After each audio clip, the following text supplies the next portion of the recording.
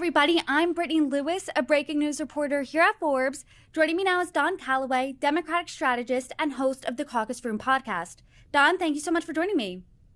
Hey, thank you for having me, Brittany. Ever since November 5th, you've been seeing the headlines, Democrats in disarray. There's an identity crisis within the Democratic Party. And Democrats really seemingly struggled to find their footing since they lost the White House, the House, and the Senate in November. And there seems to be a disagreement with the messaging and how to go forward. And I feel that this really played out last week with Senate Minority Leader Chuck Schumer's 180 on supporting the continuing resolution that averted a government shutdown. To start off the conversation, what do you think of his decision? Chuck Schumer was in an almost impossible position. Let's be clear about that. He felt, as leader of the Democrats in the Senate, you have to remember that his primary job is to reclaim the majority 2 years from now. And his vote was based on the notion that he was genuinely concerned that Democrats would be blamed for shutting down the government at a time when Democrats' approval rating is already at an all-time low. I get that. But let's be clear, whether or not he voted for the continuing resolution, Republicans were always going to blame Democrats for shutting down the government if he did that, right? And so there's no real way of getting around that. I would also say that I understand his vote because his vote saved $1 billion from being cut from the Washington, D.C.'s public funding. I mean, that's schools, that's trash collection, basic civil services for the almost 1 million residents of Washington, D.C., who are taxed without representation in this country. And so he did save Washington, D.C. from an extraordinarily detrimental potential budget cut. That said, Democrats around the country, as well as those interested in democracy globally, were looking for the Democratic Party to put up some kind of fight, to show that they have some relevance in what's happening right now in congressional processes. And I think Chuck Schumer didn't meet that moment. What I think is that this provides an incredible opportunity for new leadership to emerge under the mantle of the Democratic Party. There's an internal opportunity for a true liberal champion to step up, somebody like a Raphael Warnock or maybe even a Cory Booker. But I also think there's an external opportunity, both for somebody to primary Chuck Schumer from the left, but also really just for the next generation of Democratic Party leadership to emerge. And I suspect that that leadership will emerge from someone who is outside of contemporary or even traditional American politics in general. The former House Speaker Nancy Pelosi reportedly said something along the lines of, well, I never give away anything for free. And that is what it looks like Chuck Schumer did.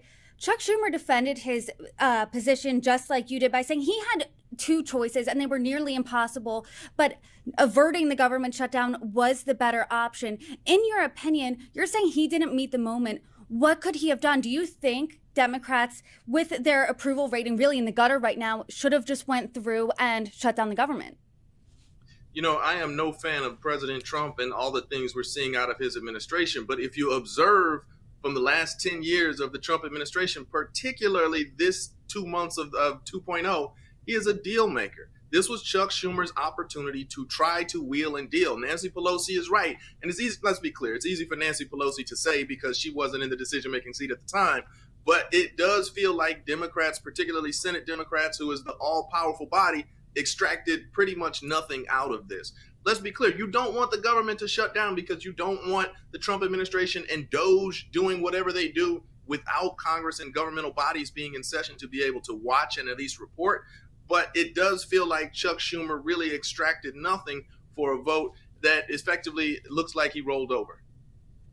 I'm old enough to remember when it was Republicans in disarray, when Kevin McCarthy was the House Speaker, when Republicans in the House were publicly going against him. I had two House Democrats on my show earlier last week and earlier this week.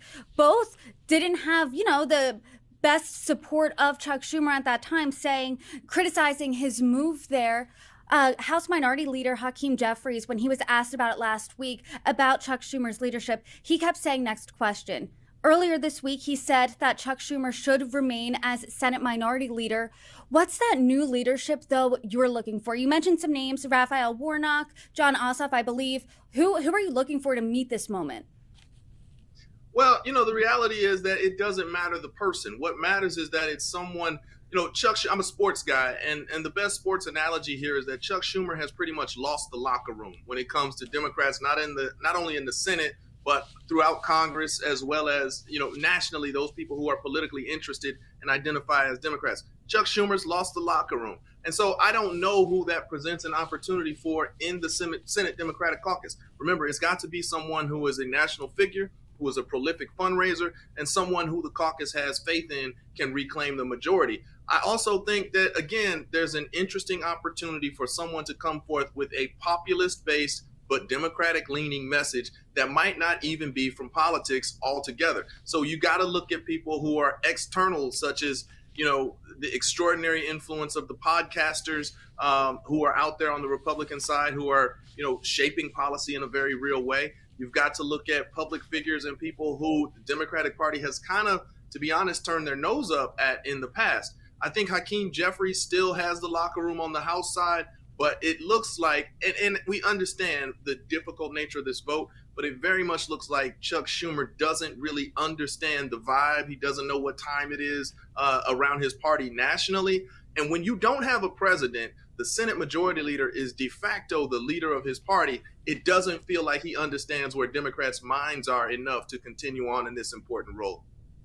And to your point, House Minority Leader Hakeem Jeffries had House Democrats unified. All but one voted against that CR. Chuck Schumer had just a handful of Democrat votes for the CR. So I think that's a really interesting point. It seems like Democrats in the country have lost the locker room. The approval rating is really at an all-time low. NBC says only 27% of people have a positive view of the party. Blue Rose Research, which conducted over 25 million voter interviews last year, found these stats. Gen Z is more conservative than millennials. Those who get their news from more non-traditional ways are more right-leaning. Higher turnout would have helped the GOP and hurt Democrats. There's been a massive swing in immigrant voters to Trump. Almost every almost every demographic moved more right in the last election, and Democrats are losing non-white voters. So you hear this, that's all bad news for Democrats. Where do they go from here? It's a $1 million question, really. It is. It's very difficult to say, but I will tell you that the future of the leadership of the party is going to have to look different. It's going to have to entrust and empower people who have traditionally not been included in those leadership and power discussions. They will be younger, they will be more people of color, but at the same time, it's a tightrope to walk to include folks demographically who have not been included and elevated to leadership, while also making it clear that this is not a party strictly of identity politics, because there's a whole lot of non-folks of color in middle America who want to talk about the kitchen issues, but don't understand that the Republican Party is not best for them on issues such as Medicare and Medicaid, and frankly, the price of eggs. The Trump economy has not been good for middle class and lower middle class and working class Americans of any color on these items, but they have owned the narrative and they've owned the messaging. And the reality is that Democrats have no single individual as magnetic as President Trump is, whether or not I agree with his politics or his policies. We have no single individual, frankly, who is that individually powerful. And so it's got to come from a coalition of voices. I don't know that Democrats should be looking to a one person as much as you should be looking to a one unifying message and pointing out all of the inconsistencies in Trump messaging, which is like, yeah, I get it. The bravado is cool. And the Teslas out front of the White House is flashy, but it does not translate to moving the ball forward for your working class family. When you're thinking of that unified message, where exactly does that message go? Because there's been some internal debate, according to my conversations, of do we go more progressive? Do we go more left? Do we go more centrist? You're seeing this with Governor Gavin Newsom, who is historically very liberal. On his podcast, he's talking to right-wing superstars like Steve Bannon, like Charlie Kirk. He's ceding ground to them when they're really not moving an inch on their positions. That doesn't have high approval ratings, but what is that unified message? I think that Democrats have to have the wherewithal to kind of come out of our ivory towers and realize that there are multiple different messages for multiple different constituencies. When you have a country of 300 million people, diverse geographies, diverse ages, diverse nationalities and ethnicities, there is not one message that applies all the way, but there has to be a through line of equality, opportunity, and fairness. There has to be a through line of, if you believe in this basic fair set of policies, that everyone gets a shot, that this is not an economy for the wealthy, then you and your family will have an opportunity to advance the ball in this generation and the next for your family. And you communicate that to different people in different ways. There does not need to be one Democratic Bible. There does need to be one Democratic through line of talk. And I'll just tell you, I don't think that talking to Charlie Kirk and Steve Bannon, frankly, is the way. I'm quite disappointed in Gavin Newsom because we know 10 years into this Trump world experiment and this hard right experiment, particularly in the media, that the Charlie Kirks and the Steve Bannons of the world don't mean the best in terms of equal opportunity for all American citizens. So I'm a little disappointed in Gavin on that, but Democrats have got to get past this highfalutin notion of, one voice, one message at all times, speaking to everybody, because we're too diverse of a nation to require that anymore in our politics. And to that point, Democrats seemingly have a deep bench with Governors Gretchen Whitmer, Wes Moore, Representative Alexandria Ocasio-Cortez, Jasmine Crockett, Governors Andy Beshear and Gavin Newsom. As we said, these are very different Democrats with very different perspectives. So how do you... Democrats, according to the polls, seemingly have not been the big tent party. Every demographic almost is swinging to Republicans. How do Democrats become that big tent party once again? You've got to stop focusing on the individual talent and start thinking about broad populist themed messages. Yes, with a Democratic bent of support for the middle class, support for labor unions, support for LGBTQ and equal opportunity. But the message now is more populist. People are kind of tired of being shamed into fitting into these boxes of propriety and such. And there are multiple messages that work for multiple different demographics that can ultimately support a person going to the voting booth and hitting the D. I am far less concerned with the individuals of Democratic politics and the individual personalities. I think that's a rabbit hole that we've been down since the era of Barack Obama that hasn't really served us well. I am far more concerned with somebody who is from outside of the game, but willing to talk reasonable, populist, left-leaning stuff, and who can make that message across the board. And frankly, when I say somebody, that's probably a coalition of folks who look like a whole bunch of different people who are actively participating in the democratic processes. It seems like Democrats are having a difficult time in finding a way to cohesively fight Donald Trump's agenda here because he's moving 80 miles a minute here. And Senate Minority Leader Chuck Schumer earlier said, we're not going to lay on the tracks for every issue. We're going to pick our few key issues and go all the way with that.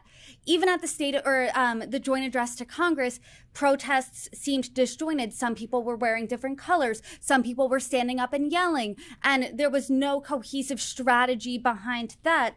Social media from Democrats has been mocked. I mean, what is the way to fight Donald Trump's agenda if you're a Democrat?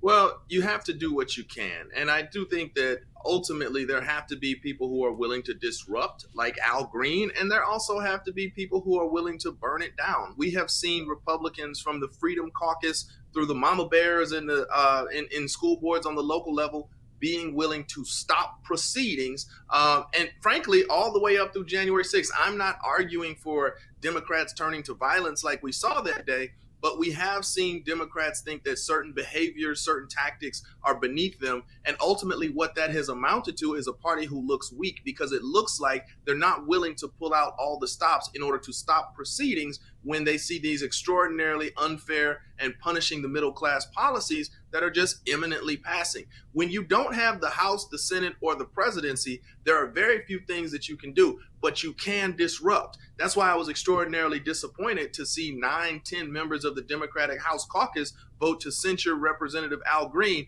And there are certain positions, there are certain opportunities where if you are a caucus or chamber leader, you have the opportunity to force your caucus into taking a caucus position that says we are all going to support Al Green or there will be ramifications for you on committees, on seniority and things of that nature. I was disappointed to see Hakeem Jeffries not do that, but there are inside baseball kind of how you play the game tactics that can support any types of reward or punishment for members who are not willing to get on board. But you have to develop positions and exploit the opportunities where the caucus has to be united, and you have to hold them to that.